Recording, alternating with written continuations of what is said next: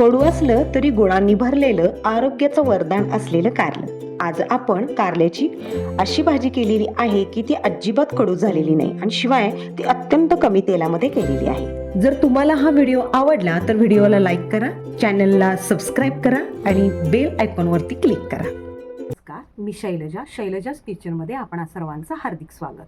आज मी कारल्याची भाजी केलेली, अजिबात कडू न होणारी अशी मी कारल्याची भाजी केलेली की जी करत असताना पाण्याचा वापर अजिबात न करता ती सुकी अशी भाजी केलेली आहे.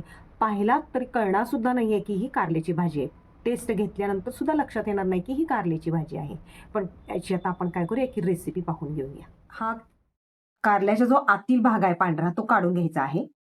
मग चमच्याच्या साह्यानं काढून घेतला तरी चालेल किंवा बटाट्याची जी किसणी आहे वर साल काढायची त्याने जर असं काढून घेतला तरी सुद्धा चालू शकेल. हा, अशा पद्धतीने हे काय केलेले आहे, काढून घेतलेले. चला आता आपण हे काय करूया, छोट्या किसणीने किसून घेऊया. 250 ग्रॅम म्हणजे पाव किलो कारली 4 होती, ती 4 कारली आपण काय केलेली किसून घेतलेली आहेत. आता हे काय कारल्याचा रस आहे तो आपण काय करायचा याच्यामध्ये असा पिळून काढायचा आहे, म्हणजे कडवटपणा त्यातला जो आहे तो निघून जातो. कारले होते त्याचा मी किसाचं काय केलेलं आहे की पाणी सगळं काढून घेतलेलं आहे आणि मोकळा असा किस तयार झालेला आहे. आता हा फोडणी टाकूया आपण. 1-2 चमचे आपण कढईमध्ये तेल टाकून घेऊया. मोहरी टाकूया, त्यानंतर जिरे जरा टाकून घेऊया.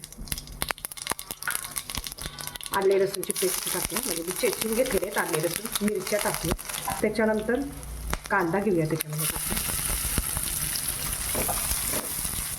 नेहमीप्रमाणे कांदा पटकन शिजण्यासाठी आपण त्याच्यामध्ये 1 चमचा मीठ घालूया की नंतर आपण ते मीठ घालणार नाही आहोत.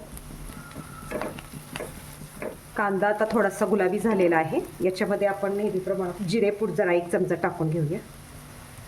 धनेपूड 1 चमचा टाकून घेऊया. हे सगळं आपण मिक्स करूया. त्यानंतर याच्यामध्ये आपण टोमॅटो पण टाकून घेऊया आणि तो पण परतून घेऊया. चमचा आपण हळद पण घालूया त्याच्यामध्ये. आणि आता आपण यामध्ये कारले किसून घेतलेले आहेत तो किस आपण याच्यामध्ये काय करूया की टाकून घेऊया सगळा. हां, आणि हा किस आता मंद गॅसवरती भाजून घ्यायचा आहे. लागले तर आपण त्याच्यामध्ये कोकम आणि गूळ आणि तिखट थोडंसं टाकणार आहोत आणि थोडीशी नंतर आपण कोथिंबीर पण टाकणार आहोत. कारले हे शरीरासाठी अत्यंत उपयोग आहे. विशेषतः ज्यांना साखर आहे, मधुमेही लोक आहेत, त्यांना हे डॉक्टर कारले खायला सांगतात. आणि कारल्याची भाजी शक्यतो कोणी खात नाही. का खात नाही तर ते खूप कडू असते, म्हणून आपण त्याच्यामध्ये चिंच गूळ घालतो किंवा कोकम घालतो. मी आता इथे चिंचच्या ऐवजी कोकम, माझ्याकडे कोकम आगळ होतं ते कोकम आगळ मी घालणार आहे. आणि तुमच्याकडे जर आमसुले असतील तर तुम्ही आमसुलाची 2 तुकडे टाका किंवा चिंच असेल तर चिंच टाका आणि गूळ टाकायचं जरा भरपूर, की जेणेकरून त्याचा जो गोडवा आहे तो गोडवा त्याच्यामध्ये उतरेल.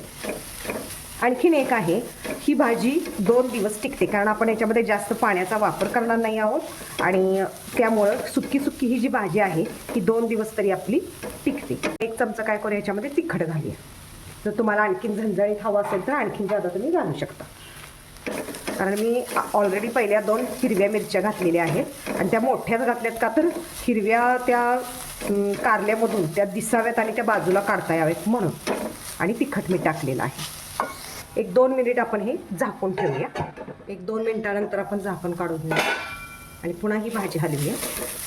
आता याच्यामध्ये मी काय करणार आहे, आंबट गोडपणासाठी मी इथे माझ्याकडे कोकम आगळ होते ते कोकम आगळ आणि गूळ हे मी याच्यामध्ये टाकणार. आता थोडासा या भाजीला ओलसरपणा आलेला आहे. यात आता मी शेंगदाण्याचे कूट घालत आहे की जे मोठे मोठे असं केलेलं आहे, जास्त बारीक केलेलं नाही आहे मी. आणि त्यात आपण हे हलवून घेऊ. आता ही भाजी 5 मिनिट बारीक गॅसवरती झाकून ठेवायची की जेणेकरून ती शिजली पाहिजे. तर ही 5 मिनिट झालेली आहेत. 5 मिनिटानंतर बघूया कशी झाली आहे भाजी. छान झालेली आहे. तर याच्यामध्ये आपण कोथिंबीर टाकून घेऊया. खूप सुंदर लागते ही भाजी. जर ही डब्याला नेली तर ओळखणार सुद्धा नाही की हे ही भाजी ही कारल्याची भाजी केलेली आहे आणि पाण्याचं प्रमाण आपण अजिबातच वापरलेलं नाही आहे. पूर्ण वाफेवरती ही भाजी केलेली आहे.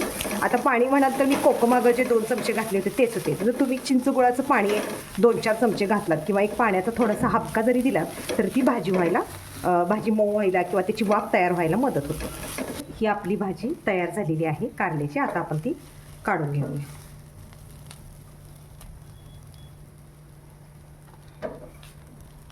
बघा किती सुंदर झालेली आहे. कोणतीनं आपण ही कारल्याची भाजी सगळी काढून घेतलेली आहे. अतिशय सुंदर अशी ती भाजी झालेली आहे.